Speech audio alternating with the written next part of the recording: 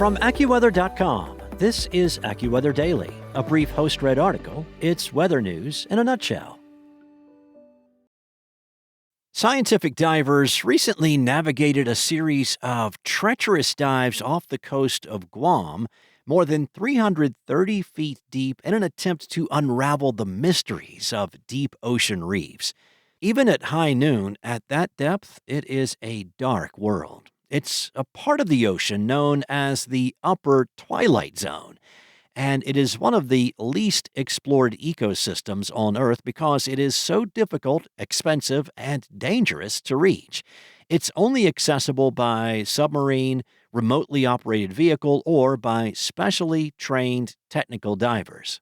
But as CNN's Laura Pattison writes, humans are just now starting to unravel the mysteries of life in this murky world. In November, a group of scientific divers from the California Academy of Sciences successfully navigated a series of perilously deep dives. Now, their mission was to fetch monitoring devices lodged in Guam's deep reefs that have been collecting data on marine life and ocean temperatures for more than 8 years.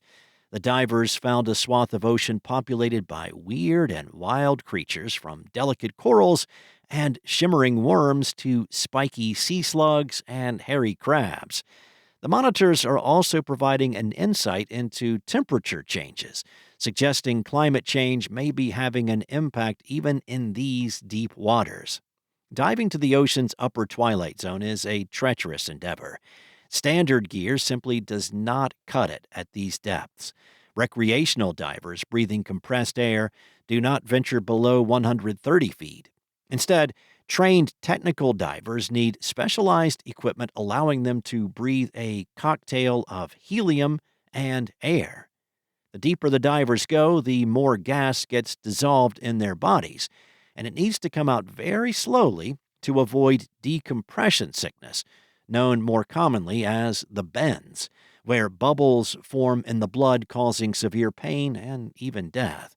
The only way to avoid this is to ascend very slowly, stopping every 10 feet or so.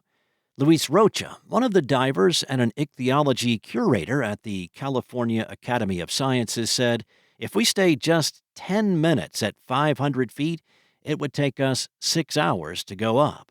It means they rarely get more than 30 minutes to do their work." But over 8 dives in November, Rocha and the team managed to safely collect 13 monitoring devices. These ridged structures are made up of 1-foot square PVC plates that function as artificial reefs on which animals can settle and grow.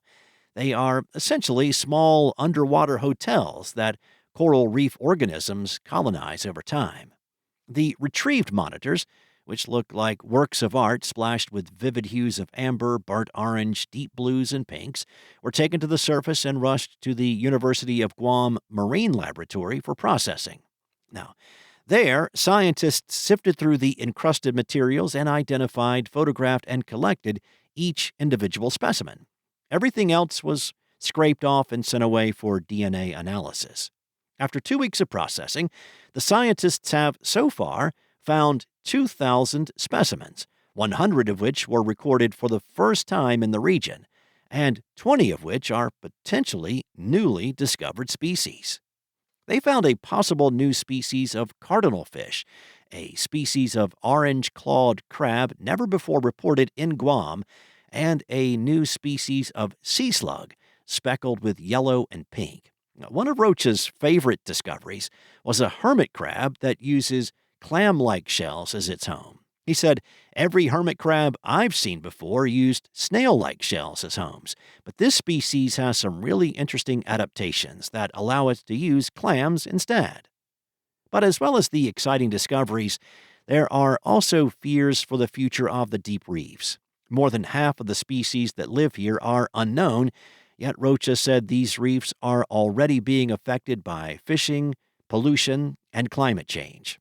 Recent research into plastic pollution on coral reefs found the amount of plastic debris, most of which came from the fishing industry, increased with depth, peaking in the upper twilight zone.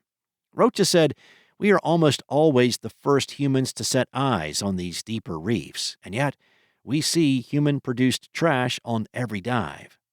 Climate change is another big threat. Temperature data is slowly trickling in from the monitoring devices, but the scientists are already seeing that deeper water may be following the same warming trends seen elsewhere. Rocha said, "This contradicts assumptions that this depth would be a safe refuge, protected from warming."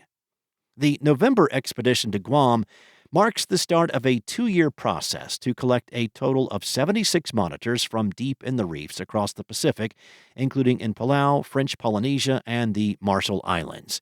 The scientists hope this will give them a much more detailed picture about life in the twilight zone and how to protect this mysterious part of the ocean.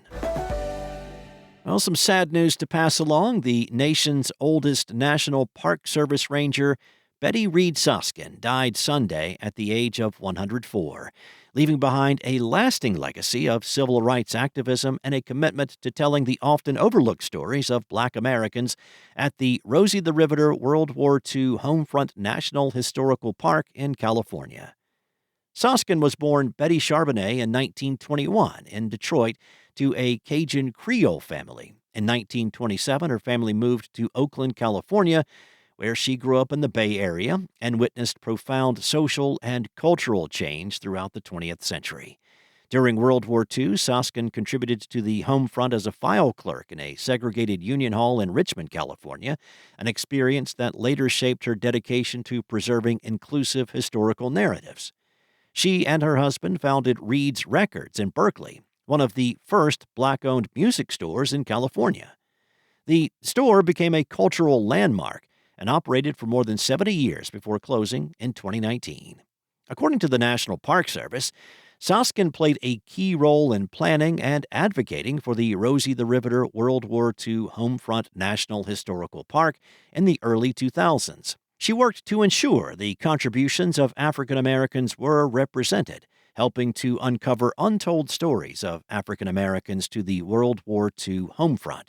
She joined the National Park Service as a temporary employee in her mid-80s and then became a permanent ranger in 2007. In 1995, Soskin was named Woman of the Year by the California State Legislature and received numerous honors over the years for her service, advocacy, and storytelling. Soskin retired from the National Park Service in 2022 at the age of 100. She had suffered a stroke in 2019 but briefly returned to work afterward, continuing her lifelong commitment to public service. Over more than a century of life, Soskin witnessed extraordinary cultural change and earned national recognition for her courage, resilience, and dedication to preserving history, especially the stories that had long gone untold. That's all for now. You can find regional forecasts and science-based articles at AccuWeather.com, and for your local forecast at your fingertips, download the AccuWeather app. Enjoy the rest of your day. Be safe. I'll be back tomorrow with more from AccuWeather.